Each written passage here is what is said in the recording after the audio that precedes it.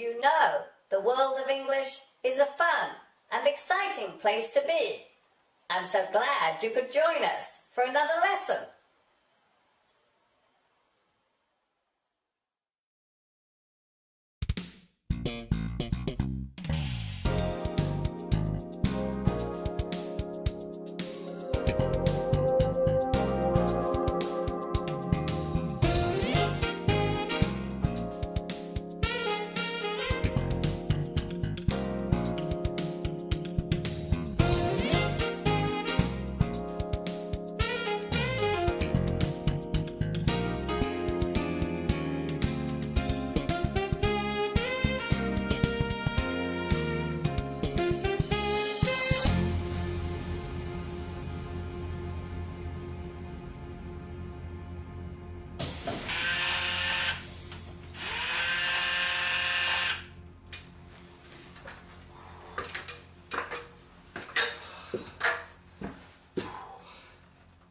Oh, hi everybody, this is Mr. Duncan in England. How are you today? Are you okay? I hope so. Are you happy?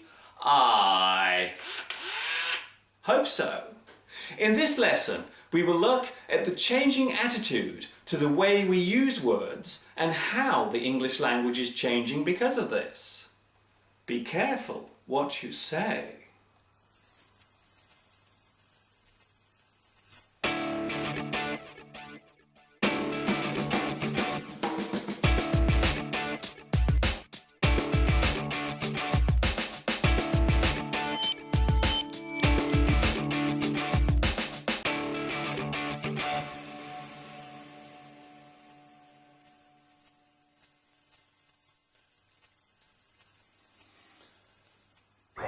They say that the English language is very colourful and can be used in many interesting ways to describe things around us.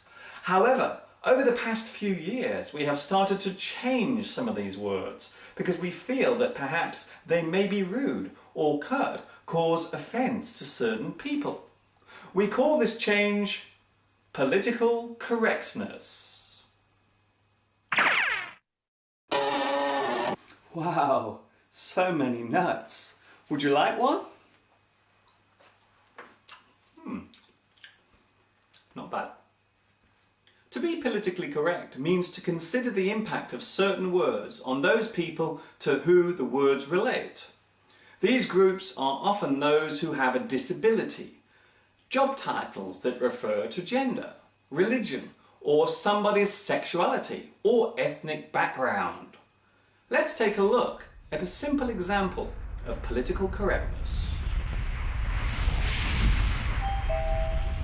Ladies and gentlemen, this is your captain speaking. We are currently cruising at an altitude of 35,000 feet. Should you require any refreshments during the flight, one of our beautiful air hostesses will give you all the assistance you require. We do hope you enjoy your flight. Thank you. The title air hostess was given to females who work on board aircraft, serving food and drinks and giving assistance to the passengers. The male title was air steward. Some people thought that separating the two genders was unfair and gave a bad image to females who were in this profession. So instead, a new word was introduced that covered both sexes. So nowadays we say cabin crew. This alteration has caused other changes too.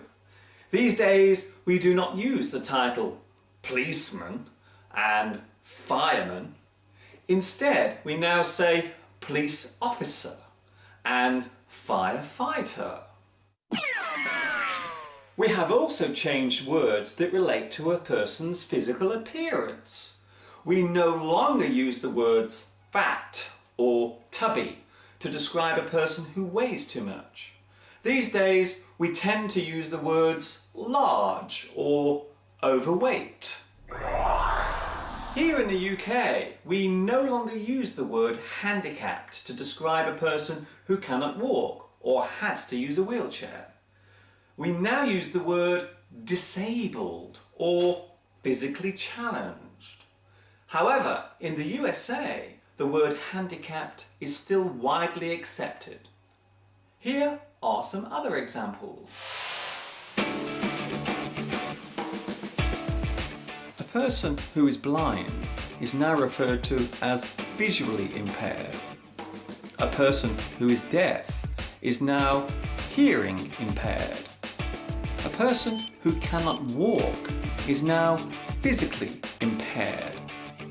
The word impair means weaken or damage. So by saying that something is impaired means that it is not complete or is not working fully. Perhaps the most controversial form of political correctness relates to ethnic and racial words, especially when we talk about people from African, Caribbean countries, or those who come from that particular ancestry. It is no longer acceptable to use the word coloured to describe a person of this particular descent. These days, the word black is the politically correct term. However, this has recently caused problems when we wanted to use the word black as a simile or metaphor. It is generally accepted that the word black is often used to show a negative action or a bad action, such as black market, to sell something illegally, black sheep, a bad person in a family, black magic, an evil type of trick, black look, to give someone an angry expression, blacklist, a list of bad things, and blacken, to make something look unattractive.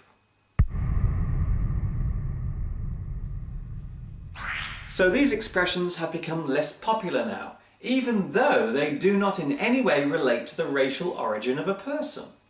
Another example of political correctness was the attempt to change the word blackboard to chalkboard. However, many people thought this was going too far, so that particular word is still okay to use to this very day. It's a good idea. It's a bad idea. I agree. I disagree. It's wrong. It's okay. It should be stopped. It's all right. I have no problem with it. No worries. It's okay. It should be stopped. I think it's disgusting. Look what I'm having for my tea.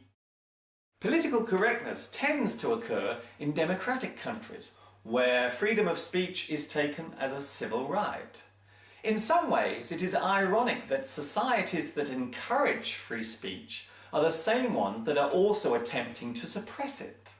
It is also worth noting that being politically correct is not a new thing.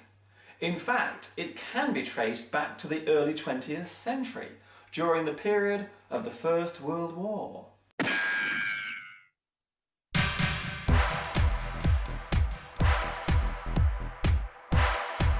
There seems to be a big divide about how far we should go with political correctness. Some people believe it is a good thing and should be encouraged, while others believe that our freedom to speak has been taken away. You may even hear someone use the sentence, "It's political correctness gone mad!"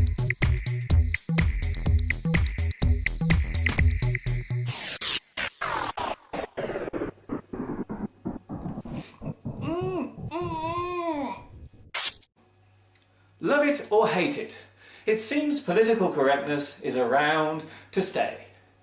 Generally, the thought behind it is a good one, and maybe we should try to encourage the positive use of words.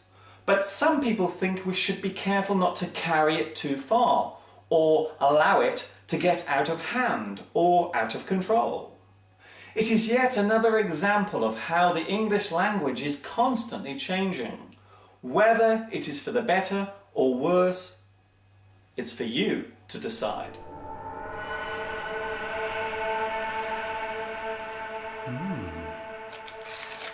My favourite.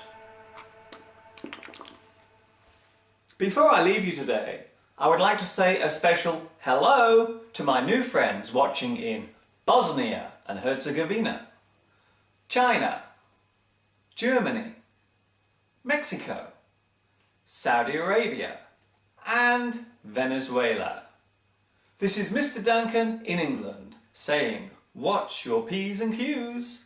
In other words, be careful what you are saying and to whom you are saying it. Have fun until next time. Ta-ta for now.